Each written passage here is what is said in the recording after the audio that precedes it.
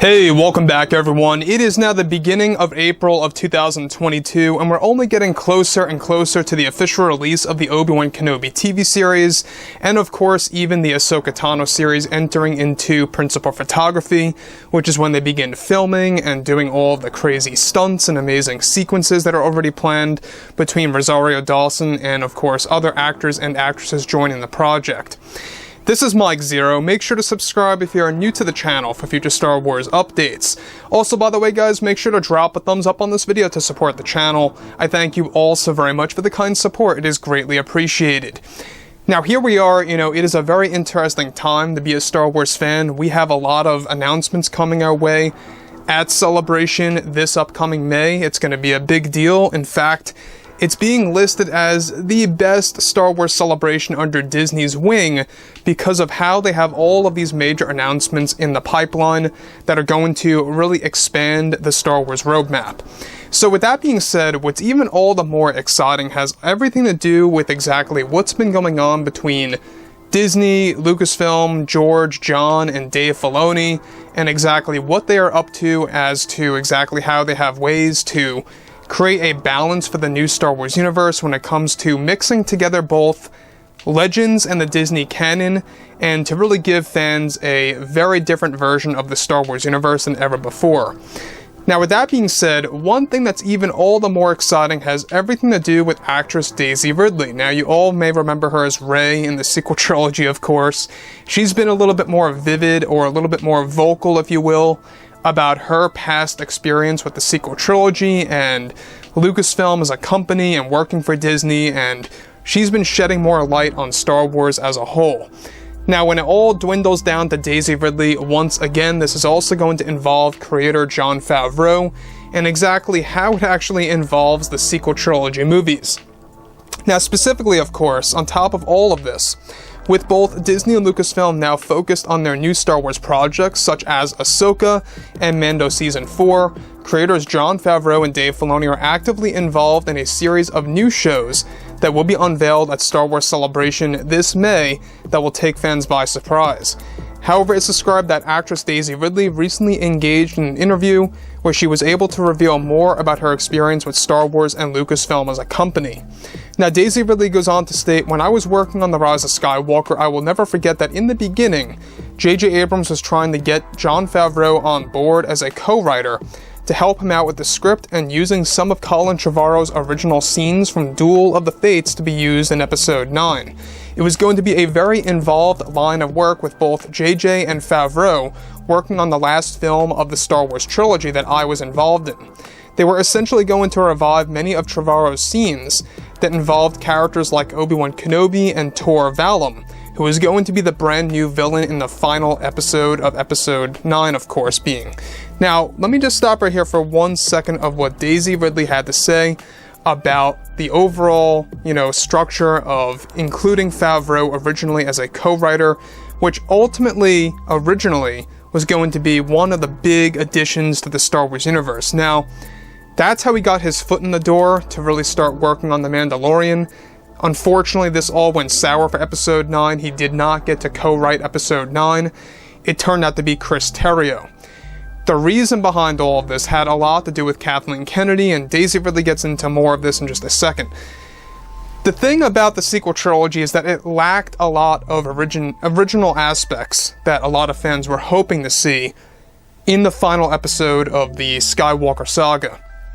Now, this is something that Colin Trevorrow, the writer of Duel of the Fates, was trying to do with that movie in particular that led to him getting fired. Kathleen Kennedy figured that the movie was way too original, it wasn't playing things safe, it had no, Palpatine in there, no familiar faces really, and you know what, I really got to give a lot of credit to Colin Trevorrow for really sticking to his guns and doing what he wanted to do regardless that led to him getting fired, because he did not change his mind on what he wanted to do. He also wanted to pay a lot of tribute to Luke Skywalker as a character in that movie and more, but I digress. Now, she goes on to say that unfortunately Favreau was eventually cast out of Episode 9 since Kathleen Kennedy believed that Chris Terrio was a better fit to help J.J. Abrams. In the beginning, Disney figured that Favreau was a good fit for Star Wars given that he had worked with Disney beforehand. This all sadly changed as a spur-of-the-moment thing by Kathleen Kennedy, and how she had many problems with Favreau and JJ trying to revive Colin Trevorrow's work. When Chris joined the project at the time, when the film had no title, Chris wanted to pick up on Favreau's idea of keeping the title as Duel of the Fates. This also was rejected by Kathleen Kennedy as she wanted to use the Skywalker's name to create more fill-ins at the theaters. As much as I love JJ and Chris, I really feel that they should have tried everything that they could have to have kept Duel of the Fates as a title for the fans to experience.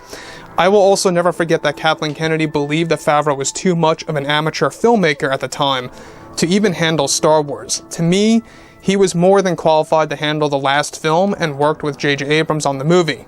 This was an ongoing discussion for around 3 months on whether or not they wanted to involve Jon to join the final episode of the Skywalker saga. Now, once again, let me just stop right here for 1 second.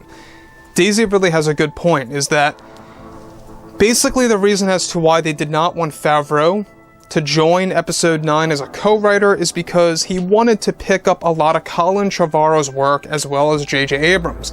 They both wanted to actually work with that original material that was going to give fans an original movie, an original villain, an original story between both Kylo Ren and Rey.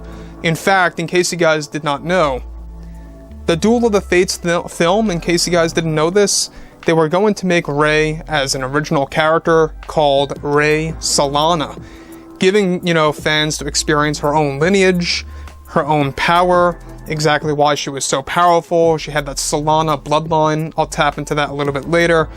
But they were really trying to do something great, something new and original that unfortunately we did not get to see.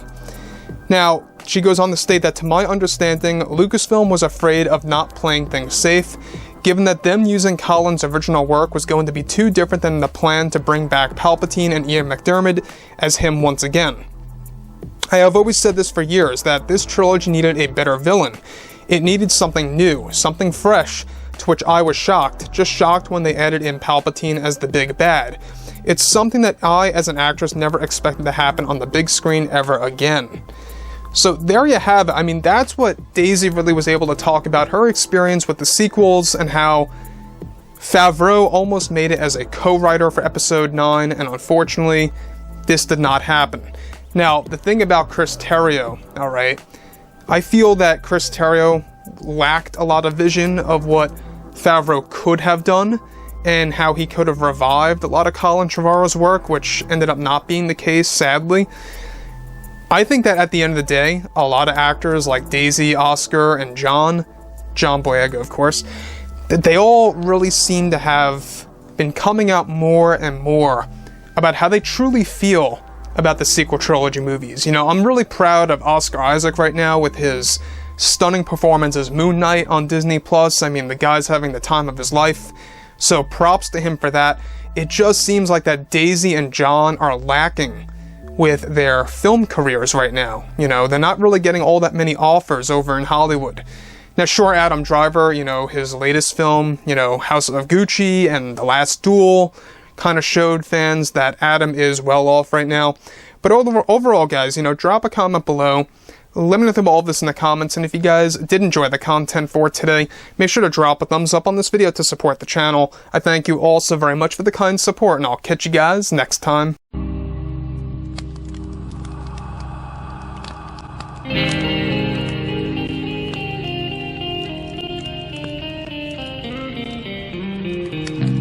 Gun in hand, we are alone again. No, I'm not the one from night to moon.